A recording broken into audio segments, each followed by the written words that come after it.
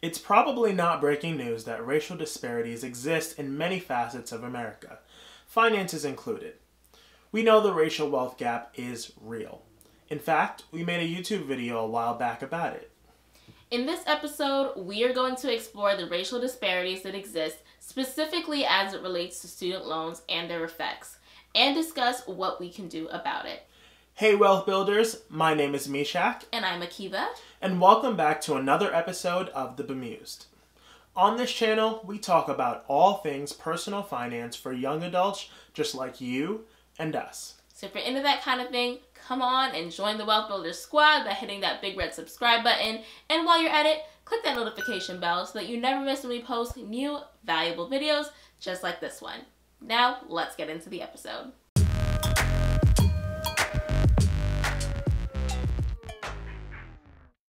The first area where we see disparities is in the proportion of students who take out student loans in the first place. Data shows that Black students borrow federal student loans at higher rates than other groups of students. About 78% of Black students borrow federal student loans to pay for college.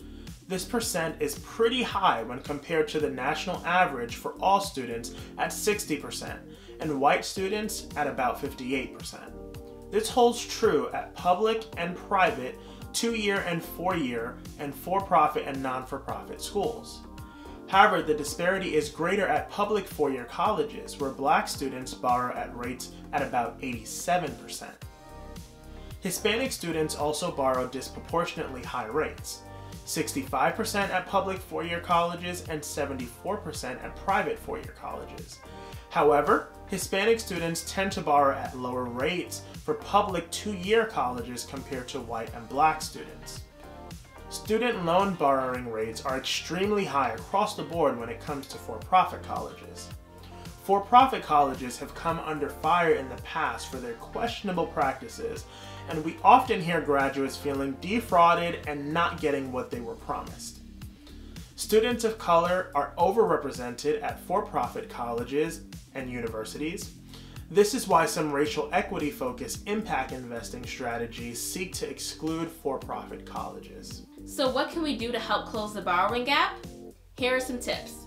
First, be mindful of the type of school that you wish to attend. You might decide that starting out at a public 2-year school might work out better for you financially than jumping straight into a 4-year college, or worse yet, a for-profit university. Look for every opportunity to obtain free money for school. Try securing external scholarships, and also ask about every single internal scholarship or grant opportunity that's available at the college that you wish to attend. Appeal to any endowment committees if you need some extra financial help. If you work for an employer who might be willing to help cover the cost of your education, ask about that. If you have the ability to work to help cover some of the cost of your education, do that. The second area where we see disparities is in student loan default rates. When we say default, we mean that you haven't made student loan payments in 9 months. The National Center for Education Statistics studies default rates among students who started college in 2003. It found that nearly 50% of Black students had defaulted on a student loan within 12 years of starting school. That rate was 36% for Hispanic students and 22% for white students. These default rate disparities hold true even when accounting for the type of college students attend and whether they've graduated. Defaulting on your student loans can have detrimental impact on a borrower's credit and on the overall financial stability. If your federal student loans go into default, the entire unpaid balance of your loan and any interest you owe can be due immediately. This process is also called acceleration. You may no longer be eligible to receive deferment or forbearance, and you lose eligibility for benefits, such as the ability to choose a repayment plan. You lose the eligibility for additional federal student aid. Your tax refunds, federal benefit payments, and wages can be garnished and applied towards repayment of your defaulted loan. Your loan holder can take you to court. You may also be charged court costs, collection fees, attorney fees, and other costs associated with the collection process. Your school even has the power to withhold your academic transcript until your defaulted student loan is satisfied if they so choose. You want to avoid student loan defaults at all costs. So what can we do to reduce default rates? It's really important to know your options when it comes to student loan repayment.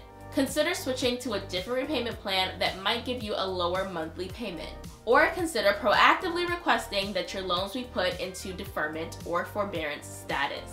There are several circumstances under which you may qualify to have your federal student loans put into deferment. During deferment, no payments will be required. However, your loans will continue to accrue interest. Qualifying circumstances include cancer treatment, economic hardship, if you're enrolled in a graduate fellowship, if you're still in school or you go back to school at least half-time, you're on active military service, you're a Parent Plus borrower whose child is in school at least half-time, or you're unemployed. We'll have a resource linked in the description where you can learn a lot more about deferment. Forbearance is another potential option. During forbearance, your monthly loan payments are temporarily suspended or reduced. Your lender may grant you a forbearance if you are willing but unable to make loan payments due to certain types of financial hardships. Just like with deferment, interest will continue to accrue on your loans during forbearance. Keep in touch with your student loan servicer. More communication is always better than less in a case like this. Quick commercial break. We've created this new, fun, free quiz for you all to determine how your finances are doing and give you resources and tools to help you on your financial journey. If you want to take the quiz, the link will be in the description box down below and pinned to the first comment under this video. Now, back to the conversation.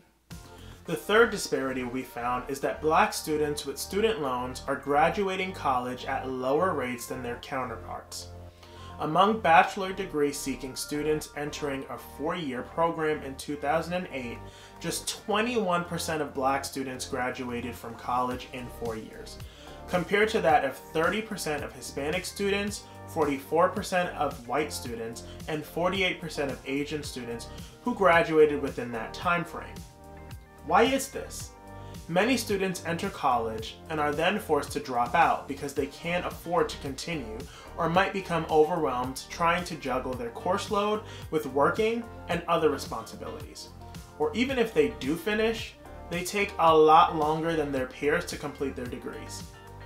Lower graduation rates mean lower income and earning potential, which can contribute to growing student loan balances over time and higher default rates. Student loan debt is a huge problem in the United States, and especially in Black and Hispanic communities. Short of any federal relief, let's do what we can to help affect change. If you're still pretty early in the college game, research as much as you can. Know your options in terms of the schools that you might choose to attend. Understand the consequences of taking out student loans as early as possible and aim to create a proactive plan to tackle them. See what kinds of free financial support are out there.